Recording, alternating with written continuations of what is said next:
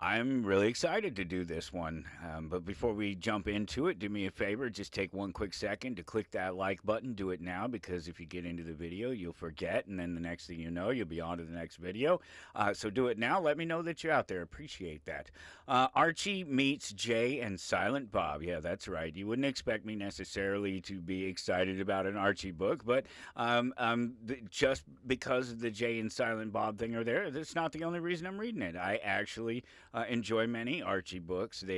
Much of their horror line is very fun stuff to read, and just classic Archie storylines and the way they're written. And they're just fantastic comic books. They always have been, obviously, or they wouldn't be around for almost 90 years. And almost as long as DC and Batman and just it's just crazy to think about uh, that particular group of comic books, that family, that universe, that they are there and they hold their own and they have continued to repeatedly throughout history with the current iterations and most recent iterations of Riverdale, things like that. There's nothing.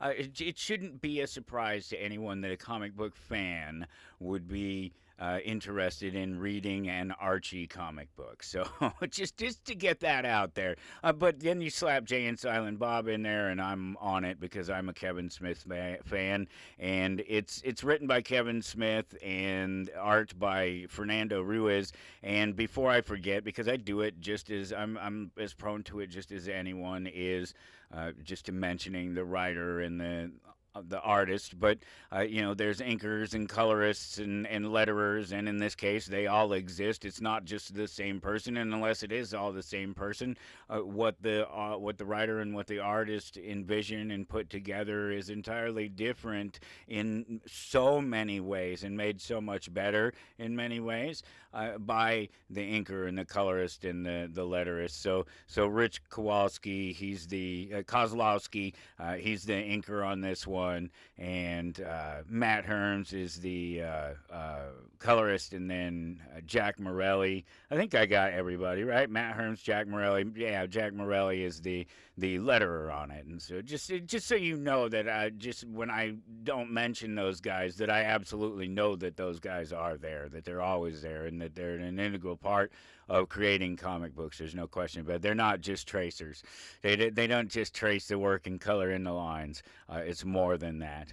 This is classic Clerks. It even starts off with the classic Clerks line. The first line of the book is, "I'm not even supposed to be here today," but it's not Dante saying it. It's Randall saying it. He's just sort of remembering it because this story takes place post Clerks and 3. So he's still dead, and at the time Randall is looking for someone to come in and take his place. He's looking for a replacement at the Quick Stop. Not that he does a great deal of work there when he is there, but he's wanting to get out and go do other things. And so enter Archie Andrews, and he's been recommended, believe it or not, by Alyssa Jones. And if you're not a View Askew universe person, you haven't followed the Clerks storylines and Kevin Smith like I have over the years.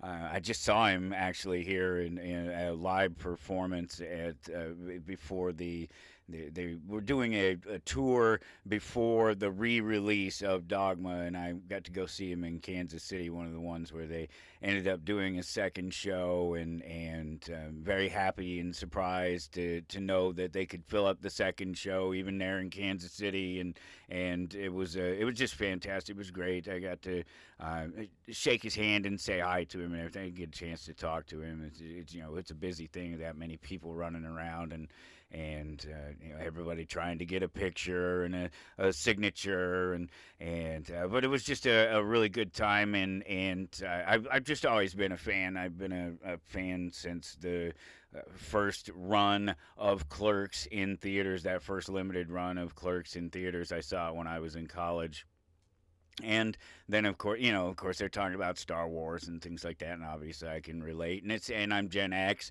and it was a pivotal point for Gen X people our age in that time period, because it's that sort of time period relative to just finishing high school, really becoming adults, going out on our own, having to make our own decisions, and early college, that sort of thing.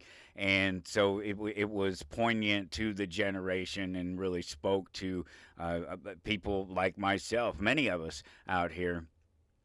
And so I've enjoyed his work all along. And then, of course, Mallrats comes along, and Mallrats is just the intro itself is comic books, comic books. It's all these different, uh, similar to existing titles and things, Blunt Man and Chronic, Batman and Robin, that sort of thing. All these things, these images are there. Stan Lee's in the movie.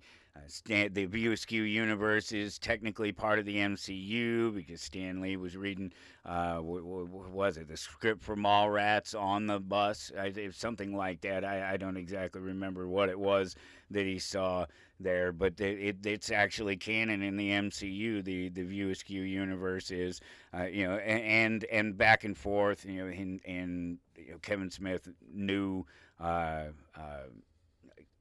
Stan and many other creators, and he's been involved in creating comic books. And it's just been fantastic to have that parallel of his reality and my reality, and just share those things. And he's had the opportunity to create a great number of different books over the years, and this is one of them. And so I'm excited, and I'm in this thing, and I'm looking at it, and there's Archie. He comes walking in, and they say that he's been recommended by Alyssa Jones. And then, of course, if you in the View Askew universe, as I was saying, you know that she's the creator of the comic. She's a comic book creator. She's a creator of Idiosyncratic Routine. I think that was the name of the comic book. She's the character played by Joey Lauren Adams in Chasing Amy. She's the Amy in Holden McNeil's comic book Chasing Amy. That's who she is, and played by Joey Lauren Adams. I've been a Joey Lauren Adams fan long before she was in this, long before I knew who Kevin Smith was, and before he had made his first movie, because I was a huge fan of Married with Children. Again, everybody knows I'm not a huge fan of anything. I'm the bad fan, but I'm as big a fan as you could get of Married with Children, for sure. I've seen every episode a million times, and it makes me laugh every time.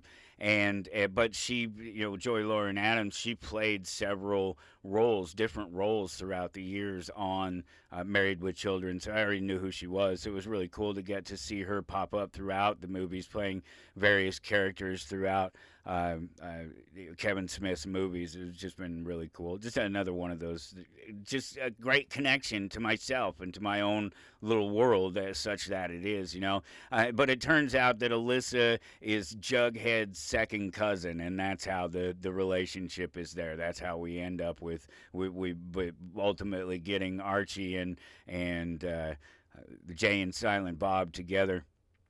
And so we're on. I guess he's there. Like, it's his second day of work. They go ahead and hire him. Randall goes ahead and hires him to work at the quick shop there, and it's his second day.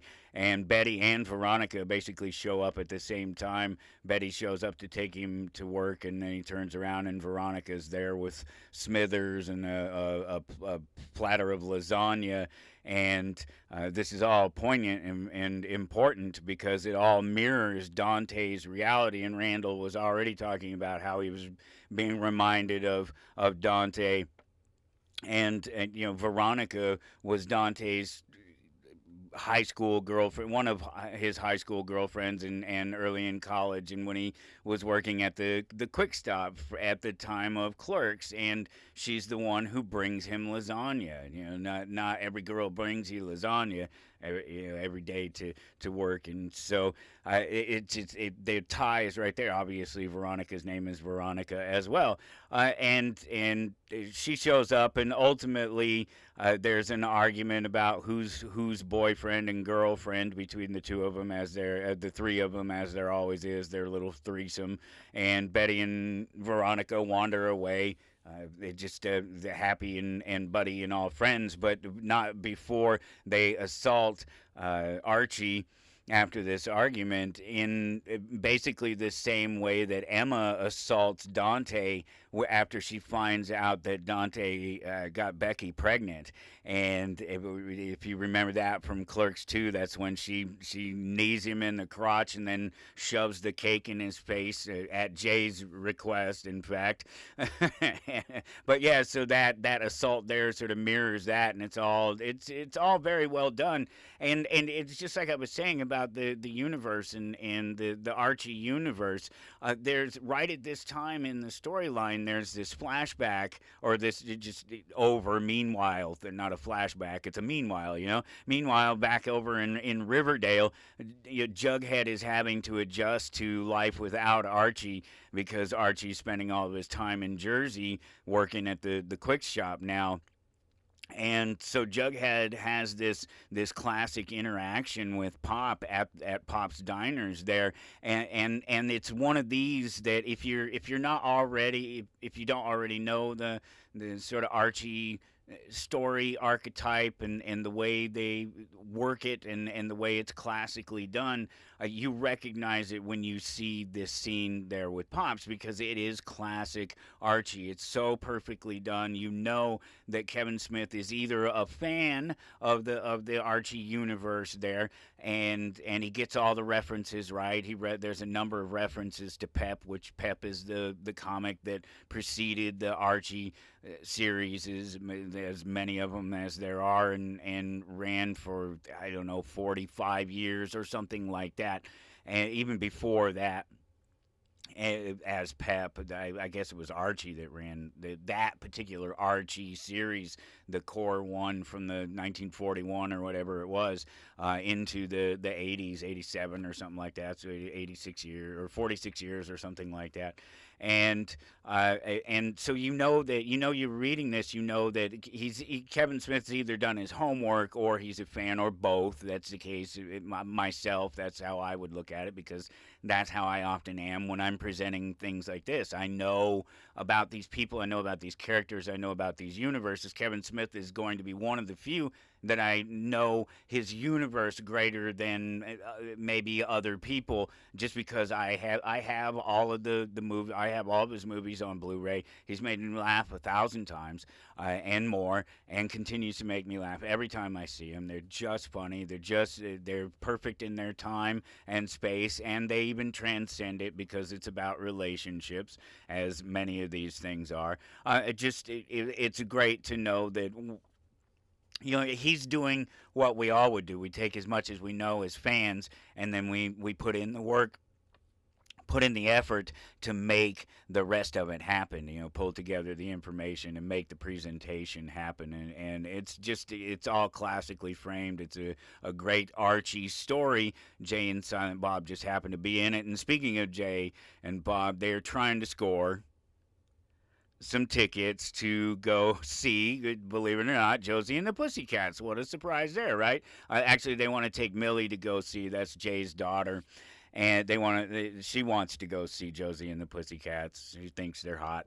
And of course, Archie dated Val, the drummer of Archie and the Pussycat, of Archie and the Pussycats, of Josie and the Pussycats, and Archie is the lead singer of the Archies. And it just so happens, how convenient, right, that the Archies are opening for Josie and the Pussycats, and it's a big thing. There's tens of thousands of people at the arena. You jump forward to concert day, and everybody's there. Even a classic Sabrina and Salem are sort of flying around on the broom up above the audience, and you see, if you know the Archie universe, you see face after face after face of recognizable people in the audience, and it's great, except that Archie himself is sick, and of course he's supposed to sing, and all of a sudden Jay just goes full Jim Morrison after smoking some Riverdale green that he's run into